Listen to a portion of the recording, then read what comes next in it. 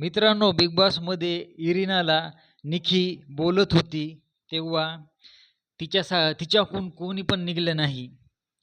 फक्त वैभव थोडाफार बोलला तिच्यासाठी. बाकी घरातलं एक बी माणूस तिच्यासाठी उठलं नाही. कुणी तिला सपोर्ट केला नाही आणि सूरज चव्हाणनं पण काही म्हणलं नाही. का त्याला माहीत नाही इलिनाला निकी बोलत आहे.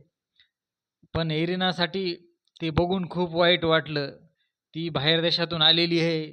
तिला काही पण बोलायली निकी आणि तिला म्हणली, "तू आमच्या टीमची नाहीस. तुझी गरज नाही आम्हाला. बाहेर तू निघून जा बिग बॉसमध्ये." ती एकली पडली होती. तिच्या सपोर्टला घरच्यानं बोलायला पाहिजे होतं. तेव्हा घरचे हे सगळे गपचूप बसले. ती बाहेर देशातून आलेली आपल्या इथं बिग बॉसमध्ये राहायला म्हणून तिला सपोर्ट करणार जास्ती. हां, वैभव तिच्यासाठी थोडाफार बोलला, पण ते बी आरबाजला भेटतंय वाटतं. आरबाजला, निक्कीला जाऊन सांग